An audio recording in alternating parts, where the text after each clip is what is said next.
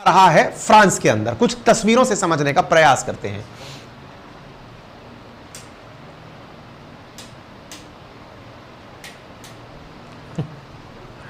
ये तस्वीरें हैं, ट्राई करो बेटा, करो, वेरी गुड।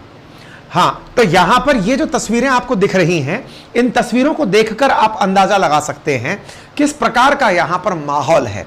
तस्वीरों से आपको भीड़ से समझ में आ सकता है, उन्मादी भीड़ आपको यहां पर सड़कों पर बम गोले पटाखे चलाती हुई दिख सकती है। ऐसा लग रहा है जैसे दिवाली का माहौल हो, लेकिन गोलियों की आवाजें आ रही हैं। ये तस्वीरें जो आपको दिख रही हैं, देखने में ही काफी ज्यादा अपने आप में गंभीर स्थिति पैदा करती हैं। आप यहां पर देखें, आपको मेट्रो अंदर से जलती हुई दिखाई पड़ रही है।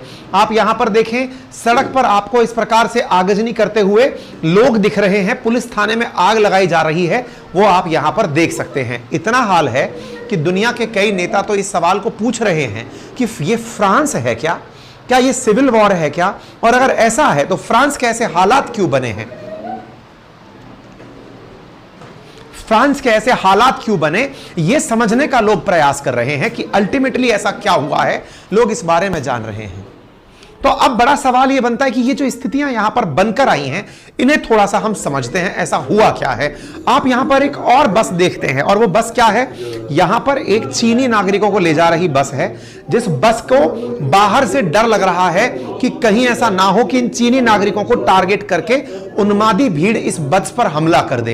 इवन चीन के सोशल मीडिया पर ट्रेंड होने लगा है कि चीनी लोग कहीं भी जाएं, लेकिन पेरिस ही ना जाएं, फ्रांस ना जाएं, इस प्रकार की नसीहतें देने लगे हैं। इस समय ट्रेंड करते करते फ्रांस के रॉइट्स और मैक्रॉन नंबर 1 पर पहुंच गए हैं। यानी कि सोशल मीडिया पर, ट्विटर के ऊपर मैक्रॉन इस समय सबसे ज्यादा टैग किए जा रहे हैं। खबर क्या है?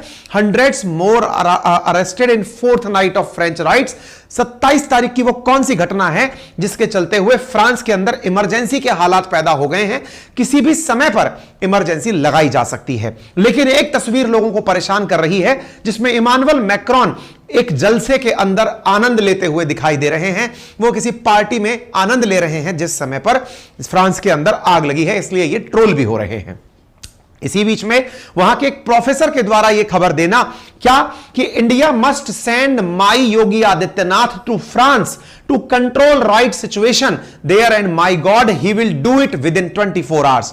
यहां पर कोई प्रोफेसर हैं एन जॉन काम, वो कह रहे हैं कि अब चाहिए कि इंडिया द्वारा योगी आदित्यनाथ को फ्रांस भेज देना चाहिए, और योगी आदित्यनाथ फ्रांस पहुंच करके दंगे की सिचुएशन को 24 घंटे के अंदर कंट्रोल कर सकते हैं। जिस पर योगी आदित्यनाथ जी के ऑफिशियल ट्विटर अकाउंट से ऑफिस के द्वारा ट्वीट कर कहा गया कि व्हेनेवर एक्सट्रीमिज्म फ्यूल राइट्स, जब जब अतिवादी लोग दंगे करते हैं या फिर जिनकी वजह से लॉ एंड ऑर्डर सिचुएशन बिगड़ती है किसी भी पार्ट पर दुनिया के, तो लोग कहीं ना कहीं योगी मॉडल को डिमांड करते हैं, योगी आदित्यनाथ मॉडल को, जो कि महाराज जी के द्वारा उत्तर प्रदेश में दिया गया है। इसके बाद में भारत के सोशल मीडिया में, भारत की मीडिया में, मेन स्ट्रीम मीडिया में योगी को फ्रांस भेजो, कंट्रोल आ जाएंगे दंगे, इस प्रकार की जो चीजें हैं वो ट्रेंड करने लगी हैं।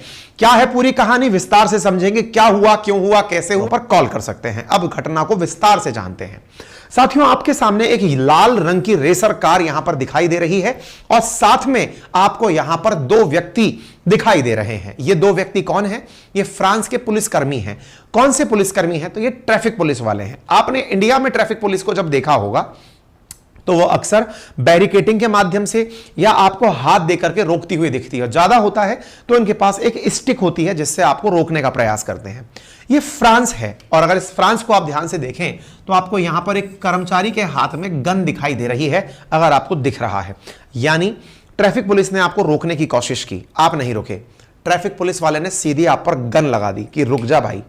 आप नहीं रुके, कोई बात नहीं, तू जाएगा? बोले हाँ, ले, शूट कर दिया। यह हुआ फ्रांस में। अब तस्वीर देखिए, यहां पर आपके सामने यह गाड़ी है, यह बच्चा, यह गाड़ी भागी और धार से शूट कर दिया। मतलब आप देखें यहां पर क्या दिखाया गया है, आप उसको समझने का प्रयास करें। फिर से आप देखें क्या हुआ है। यह येलो कार है, ये 2 पुलिसकर्मी हैं। कार को रोका गया, कार को रोका गया। अब आप इस सीन को देखेंगे, सारी बातें समझ में आएंगी। यह कार है, यहां पर 2 पुलिसकर्मी हैं। इन्होंने कार को हाथ दिया, कार रुकी नहीं, कार चलना शुरू करी। देखना, ये जैसी चलेगी यहां से गोली चलेगी। देखना, ये चली और यहां से गोली चली। गोली चली, गोली जिसको लगी वो कार को दबाए ले गया था, उसका पैर एक्सेलरेटर पर था, गाड़ी जाकर आगे पलट गई और जो व्यक्ति इसमें बैठा हुआ था वो वहीं मर गया।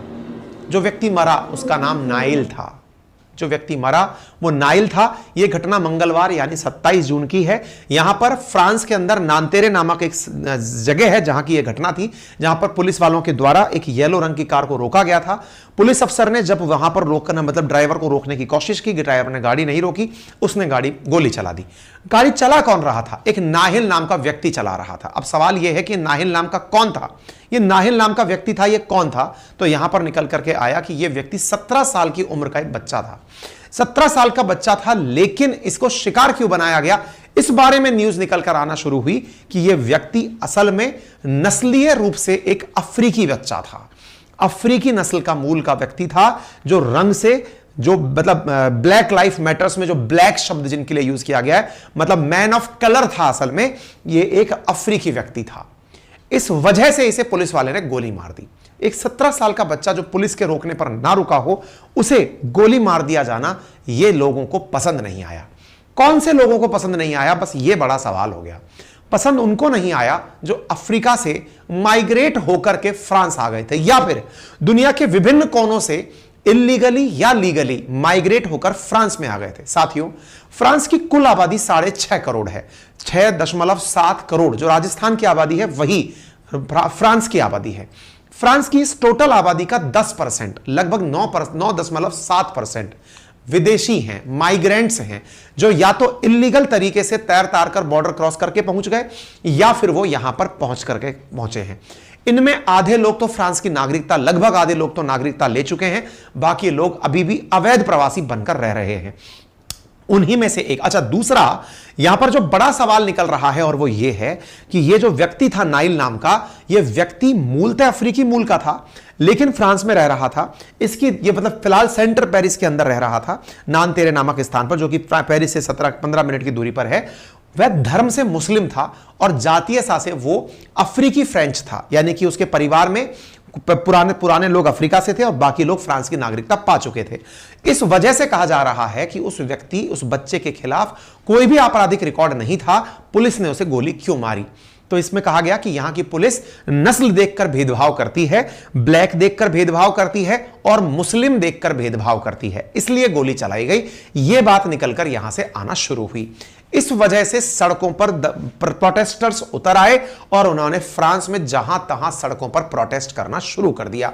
फ्रांस कहां है? यूरोप में है, और यूरोप के अंदर आप देखें इस जगह पर, फ्रांस में पेरिस के बिल्कुल नजदीक नांतेरे नामक स्थान है, वहां पर सड़कों पर प्रदर्शन करने के लिए आप इस भीड़ को देख सकते हैं, जिसमें मेजॉरिटी आप या तो मैन और वुमन ऑफ कलर्स हैं, यानी कि ब्लैक पीपल हैं, या फिर जो मूलतः श्वेत नहीं है, अश्वेत हैं। और धर्म से अधिकांश लोग अपने पहनावे से अगर जज किए जाएं तो या तो वो मुस्लिम हैं या फिर वो नस्लीय रूप से फ्रांसीसियों से भिन्न हैं। वो लोग सड़क पर उतर आए और उतर के उन्होंने फ्रांस के अंदर प्रदर्शन करना शुरू किया, और उस प्रदर्शनों से, उनके द्वारा किए गए प्रोटेस्ट से फ्रांस के जो हालात हुए वो जग जाहिर हैं। प्रदर्शनकारियों का बार बार आरोप यही है कि नाइल नामक ये व्यक्ति अल्पसंख्यक था, इसी कारण उसकी हत्या की गई। लेकिन पुलिस का स्टैंड यह है कि नाइल ने पहले भी कई बार रूल्स तोड़े हैं। पहला तो 17 साल का था, ट्रैफिक रूल्स का लगातार उल्लंघन कर रहा था, और ट्रैफिक रूल्स के उल्लंघन के बाद उसे पुलिस के द्वारा कई बार बुलाया गया कि आप ट्रैफिक तोड़ रहे हैं। वो बार बार बुलाने पर भी नहीं आया। तो जिसे उसे कैमरे से जब ट्रैप किया गया थी वो यहां है, उसके बाद भी वो नहीं रुका, तो फिर उसके ऊपर ट्रैक करके गोली चला दी गई। ये यहां पर निकल कर आया। तो भेदभाव विरोधी प्रचारकों का कहना है कि नाइल की मृत्यु का कारण उसकी जाति है। इस बात को लेकर के दुनिया भर में फ्रांस का क्रिटिसिज्म हो रहा है, including United Nations, UN right office call France to address deep issues of racism in policing. UN तक ने इस पर अपना बयान दे दिया है कि ऐसे मामले जो कि रेसिज्म से संबंधित हैं, नस्लवाद से संबंधित हैं, इनसे निपटने की आवश्यकता है। आपको कुछ एक तस्वीर से याद आ रहा है? अगर आप याद कर रहे हो तो आपको यह वो व्यक्ति है जिसकी वजह से एक बार अमेरिका में उबाल आया था। अमेरिका में उबाल किस बात का आया था तो मैं याद दिला दूं आपको। शायद अमेरिका का आई कांट ब्रीद नामक एक बहुत बड़ा प्रोटेस्ट याद आ जाए। यह कौन सा था? आपको याद होगा, जॉर्ज फ्लॉयड नाम से एक अफ्रीकी मूल का व्यक्ति था, या यह कहिए कि अश्वेत व्यक्ति था अमेरिका के अंदर, और उस अश्वेत व्यक्ति को वहां की पुलिस के द्वारा गला घोटकर मार दिया गया था, जिसके बाद से अमेरिका के अंदर जबरदस्त अश्वेत लोगों के द्वारा प्रोटेस्ट किया गया था, जिसकी वजह से काफी ज्यादा आई कांट ब्रीथ है ना, और जॉर्ज फ्लॉयड ये काफी ज्यादा ट्रेंड किए थे। उम्मीद है आपको वो घटना आज वापस से रिवाइज होने लगी होगी, जो नाइल के नाम से फ्रांस में हो रही है। क्या फ्रांस में इस प्रकार की रेसिज्म की घटना पहली बार है या पहले भी हुई है? तो मैं आपको